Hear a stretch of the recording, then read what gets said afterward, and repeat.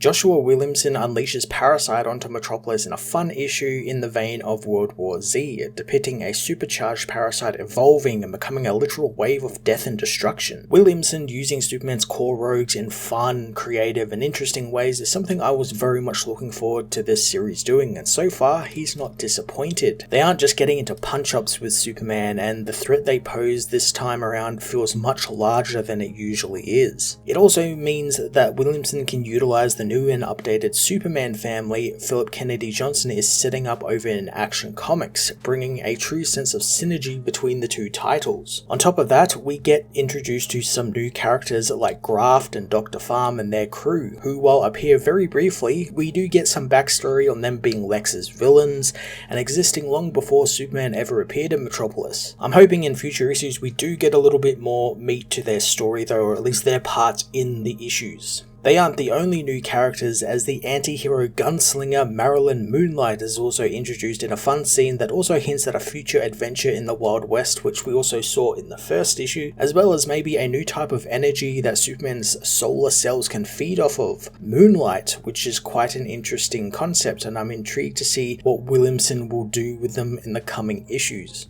Jamal Campbell continues his just amazing artwork for the book, this issue relying heavily on dark colours and shadows to portray Parasite's horrific takeover of Metropolis. The designs for the new villains and MARILYN Moonlight were really quite cool and really different than what we usually see. I like that just one of the villains is a guy in a Hawaiian shirt, while another one is like a very Hellraiser type Cenobite design. I like the diversity of the designs, it's not just adhering to one specific design concept. MARILYN Moonlight was also really quite cool as well. A little derivative of Moon Knight in general, but that sort of comes with the territory. But I do like that she has a great ethereal quality to her movements, and she moves like a mist in the moonlight. I think that's quite cool.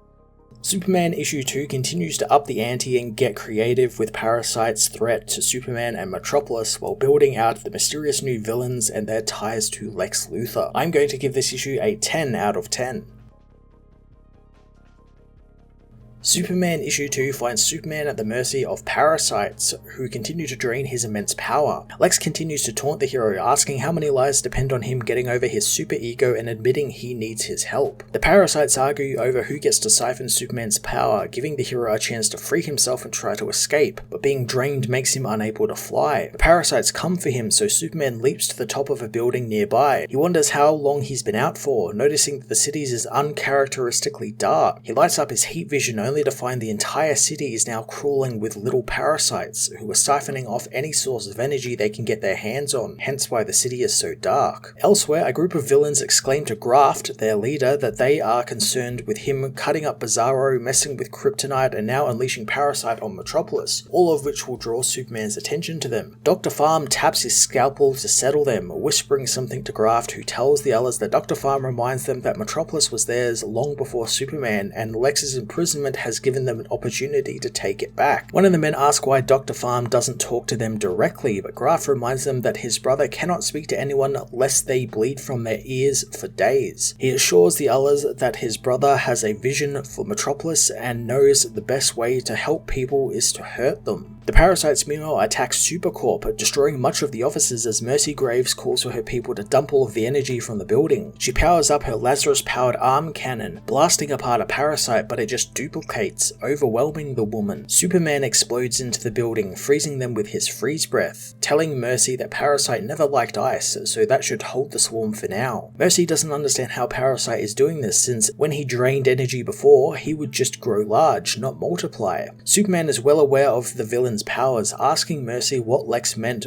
about this being about his enemies. Mercy has no idea, but Clark immediately knows that she's lying, telling her that Lex knows more than he is letting on, and he's never quiet for long. Lex pipes up in Clark's ear, telling the hero that he warned him and it's lucky he prepared his own contingency plans in case the power at Stryker's Island switched to emergency protocols. Lex is annoyed that he never thought about utilizing Parasite in this way, thinking about how he's going to evolve as he is interrupted by Livewire, who screams about being let out since the Livewire fanbase will get worried if she doesn't post soon. Lex tells Superman to do the right thing, or is he too shallow that he would let Metropolis fall instead of asking Lex for help? Mercy tells Superman to go break Lex out of prison, but the hero refuses, wanting to find Rudy Jones since sorting him out will be the solution to this problem. He tells Mercy though that Lex and him will have a chat after this is done. Mercy asks how is he going to tell the real Parasite apart from the clones, so Superman suggests getting the power back onto the building since Rudy won't be able to resist it. Mercy reveals that the city's energy reserves have been depleted, so they need a new power source. Superman calls to John and Kara wanting a status update. John tells his father that they have erected a wall of ice around the part of the city that the parasites are concentrated in, and they could easily overtake it and take over the world by morning. Supergirl tells Clark that they evacuated the rest of the city, and the Super Family are gathering to conduct a rescue mission to find more people. She wants to join her cousin, but Clark tells her that the energy would draw parasites to them. He tells them to continue the containment, but John tells him that he can't find his mother. Superman speeds to the Daily Planet, where a mysterious moon-themed gunslinger shoots at the hero. Superman doesn't know who this woman is, but the woman says that Metropolis has a way of creating its heroes when it needs to. She opens fire on the hero again, asking if he believes in ghosts. Superman tells her that his parents would tell him ghost stories when they went camping, and he's seen enough in his life to believe in the supernatural. He asks her to stop shooting for a moment so she can tell him what she wants. Superman tries to grab her hand, but it just passes through the woman as she tells him to consider this a warning shot since Metropolis's nights are haunted now and the legend of MARILYN Moonlight rides again. The woman disappears in a flash of light as Superman gets a vision of an old west town, finding himself fully charged somehow with the moonlight. As Clark looks at a picture of him and Lois, Lex asks why he's not at Strikers yet, figuring the hero wasted time in helping people when he should be thinking outside the box. Lois soon appears in the darkened bullpen, telling her husband that Parasite is everywhere and she's so glad to see him. Clark rushes to help his wife but finds that she's been infected by Parasite, lunging at Clark to try and absorb his energy. Jimmy and the rest of the infected bullpen come out of the darkness, wanting to feast on the hero's energy as well. Clark apologizes to them all, using his freeze breath to freeze them in place, finding the blood cell-sized parasites are now infecting their body. John contacts his father, telling him they need to hurry up since the parasites are multiplying and he can't hold them with the ice wall. As the parasites begin forming a wall of their own to climb up the ice wall around Metropolis, Clark discovers Luthor was right. Parasite has evolved as they are in the air, meaning they are now inside his body, turning him into a parasite as the ice wall around Metropolis cracks open.